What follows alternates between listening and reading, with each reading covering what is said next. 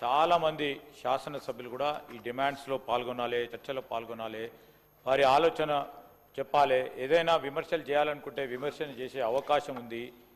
దీంట్లో తప్పులు ఒప్పులు ఎక్కడ జరిగినాయో సూచనలు ఇచ్చే విధంగా వారందరూ కూడా వారి అభిప్రాయాన్ని తెలియజేసుకోవాలని ప్రయత్నం చేస్తూ ఉన్నారు. వారికి అవకాశం ఇవ్వాలి. అధ్యక్ష, ఈరోజు నేను హరీష్ రావు గారిని కోరుతా ఉన్నాను, స్పష్టంగా ఇప్పుడే మంత్రి గారు చెప్పారు, ఇప్పుడే మైనింగ్ మినిస్టర్ గారు చెప్పారు, డాక్టర్ వివేక్ గారు స్పష్టంగా చెప్పారు, ఎంక్వైరీ చేస్తాము, ఎంక్వైరీ చేసి తప్పకుండా ఎవరైతే తప్పు చేస్తారో వారిపైనే చర్య తీసుకుంటామని. ఈరోజు హర్ష కన్స్ట్రక్షన్ కు సంబంధించి అధ్యక్ష ఎక్కడ కూడా అక్రమంగా మరి మైనింగ్ జరగలేదు. డబ్బులు సీనియరేజ్ ఎంత కట్టాలో అంత కట్టిండ్రు, డబ్బులు ఎంత కట్టాలో అంత కట్టిండ్రు, ఏ విధమైన సంశయం లేదు. కానీ వందలాది కంపెనీలు వారి ప్రభుత్వంలోనే ఈరోజు ఎన్విరాన్మెంట్ క్లియరెన్స్ లేకుండా నడిపించిండ్రు. సమాధానం చెప్పమని వాళ్ళని వాళ్ళ ప్రభుత్వంలో జరిగినప్పుడు ఇప్పుడు కేవలం వ్యక్తిగతంగా ఒక్కరి టార్గెట్ చేసే కార్యక్రమాలు చేస్తూ ఉన్నారు. అధ్యక్ష, ఆ సందర్భంలో నేను వారిని మరొక్కసారి అప్పీల్ చేస్తూ ఉన్నాను, తప్పకుండా వారు చేసిన మరి ఆరోపణలను వెంటనే విత్డ్రా చేసుకోవాలి. వారు అడుగుతా ఉన్న ఏదైతే అంశం ఉందో దానికి తావులేదు. అధ్యక్ష, ఈరోజు ఎంక్వైరీ చేస్తారని మొత్తం 10 సంవత్సరాలు 2014 నుంచి రాష్ట్రం ఏర్పడ్డప్పటి నుంచి ఇప్పటి వరకు పూర్తి స్థాయిలో ఎంక్వైరీ చేస్తారని కూడా మంత్రి గారు సభాపక్షాన ఈరోజు మీ ముందట ప్రస్తావన చేయడం జరిగింది. ఆ వరంగా ముందుకు వెళ్ళటం జరుగుతుంది. అధ్యక్ష, నేను దయచేసి గౌరవ సోదరులని, ఎందుకంటే వారు చాలా సీనియర్గా ఉన్నారు, శాసనసభ్యుడిగా మంత్రిగా ఉన్నారు, అనేక ఆరోపణలు వస్తూ ఉంటాయి.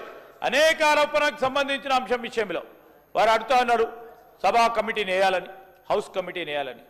ఈరోజు మేము పూర్తి స్థాయిలో వారు అడగకముందే మేమే మరి మంత్రి గారు ఎంక్వైరీ వేస్తామని చెప్పినాక తర్వాత కూడా దీన్ని పక్కదారి పట్టించే ప్రయత్నం చేస్తున్నారు. ఈ సందర్భంలో గౌరవ సభ్యులందరికీ కూడా నేను శాసనసభ వ్యవహారాల మంత్రిగా వారిని కోరుతా ఉన్నాను, ప్లీజ్ ఈరోజు సభను ఆర్డర్లో పెట్టే బాధ్యత వారిపైన కూడా ఉంటుంది. దాన్ని మరి చైర్కి కోఆపరేట్ చేస్తూ ఇతర సభ్యులు ఇప్పుడు పాల్వాయి హరీష్ గారు కూడా వారి డిస్కషన్ మొదలుపెట్టారు. వారితో పాటు కాంగ్రెస్, ఎంఐఎం మరి ఇతర సభ్యులు కూడా మాట్లాడేది, సిపిఐ గౌరవ పెద్దలు మాట్లాడేది ఉంది. అధ్యక్ష, బఫర్ జోన్లోనేమో మరి వాళ్ళ రిజిస్ట్రేషన్లు, పర్మిషన్లు ఇవన్నీ ఇచ్చింది ప్రభుత్వమే అధ్యక్ష, ఆనాటి ప్రభుత్వం. మరి వాళ్ళని ఆ రోజు సక్రమమైన వాటిని ఈరోజు అక్రమం అని చెప్పి మంత్రి గారు ఏదైతే చెప్తున్నారో అర్థం కాని ఏంటంటే, బఫర్ జోన్లో ఉన్న ప్రైవేట్ వ్యక్తుల ఇండ్లు కూలగొడతాం, కానీ ప్రభుత్వం అక్కడ హోటళ్లు కడుతుంది, రెస్టారెంట్లు కడుతుంది అంటే ఇది ఏ రకంగా సమర్థనీయం, ఏ రకంగా మంత్రి గారు దీన్ని సమర్థిస్తారు వారు చెప్పాలి అధ్యక్ష. అట్లాగే అధ్యక్ష, ఈ సెలెక్టివ్ జస్టిస్ ఏదైతే హైడ్రా గురించి మా వివేకానంద్ గారు చెప్పారో వారు చెప్పిన అక్షర సత్యం అధ్యక్ష. ఈరోజు సెలెక్టివ్ జస్టిస్ అంటే చట్టం అంటే పేదవాడికి భూతం, పెద్దవాళ్లకు చుట్టమన్న పద్ధతుల్లో గౌరవ మంత్రుల ఇండ్లు బఫర్ జోన్లో ఉన్న, ఎఫ్టీఎల్లో ఉన్న ముట్టరు అధ్యక్ష. ముఖ్యమంత్రి గారి సోదరుడింటికేమో దారి దొరకలేదు హైడ్రాకి, కానీ ఇవాళ మాత్రం పేదవాళ్ళ ఇండ్లు మాత్రం బుల్డోజర్తో కూలగొడతా ఉన్నారు. ఇది వాస్తవం. ఇది మంత్రి గారు దయచేసి తప్పకుండా దీనికి సమాధానం ఇవ్వాలి. అట్లాగే అధ్యక్ష, ఒక్క మాట చెప్పాలి అధ్యక్ష, మంత్రి గారిని మేము సూటిగా అడిగాం, హైదరాబాద్ నగర పరిధిలో ఒక్కటంటే ఒక్క ఇల్లు కట్టారా, కానీ ఎన్ని వేల ఇండ్లు మీరు కూలగొట్టారు దానికి సమాధానం చెప్పమంటే మంత్రి గారు దాని ప్రస్తావన కూడా చేయలేదు అధ్యక్ష. అట్లాగే నేను ఇంకో మాట అడుగుతా ఉన్నా అధ్యక్ష, ఎల్ఎన్టీ మెట్రో విషయంలో మొన్న ముఖ్యమంత్రి గారు చెప్పారు అధ్యక్ష, చాలా సుదీర్ఘ ఉపన్యాసం ఇచ్చారు. ఎందుకు ఎల్ఎన్టీ యొక్క 15,000 కోట్ల అప్పు మీరు తీసుకున్నారు అంటే ఏం చెప్పారు అధ్యక్ష, కేంద్ర ప్రభుత్వం అంగీకరించట్లేదు అన్నారు. మేము ఆనాడు 2023లో ఎయిర్పోర్ట్ మెట్రో టేకప్ చేసినప్పుడు ఏ కేంద్ర ప్రభుత్వం అడ్డం రాలేదు అధ్యక్ష. ఆ రోజు కేంద్ర ప్రభుత్వం ఏమీ మాకు పరిమితులు పెట్టలేదు. కానీ వాళ్ళ మంత్రి గారు, ముఖ్యమంత్రి గారు చెప్తున్న మాట వింటే మాకు హాస్యాస్పదంగా అనిపిస్తున్నది.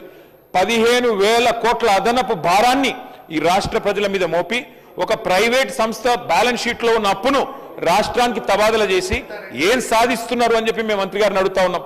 మా అనుమానం అయితే అధ్యక్ష, 280 ఎకరాల స్థలం ఏదైతే ఎల్ఎన్టీకి గతంలో లీజు మీద ఆనాడు ప్రభుత్వం ఇచ్చిందో దాని మీద ఈరోజు కొంతమంది భూబకాసురుల కన్నుబడ్డది.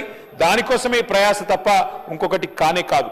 ఎల్ఎన్టీ మెట్రో సిఎఫ్ఓను జైల్లో వేస్తానని బెదిరించిన కాడి నుంచి మొదలు పెడితే, ఎల్ఎన్టీ కట్టిన మేడిగడ్డ బరాజ్ మీద కక్ష పెంచుకున్న కాడి నుంచి మొదలు పెడితే, ఎల్ఎన్టీ ఎయిర్పోర్ట్ మెట్రోని రద్దు చేయడం నుంచి మొదలు పెడితే, ఇదొక క్రిమినల్ ఇంటెంట్ తో, ఒక దురుద్దేశంతో ఖచ్చితంగా ఈ ప్రభుత్వం వ్యవహారం చేస్తున్నది.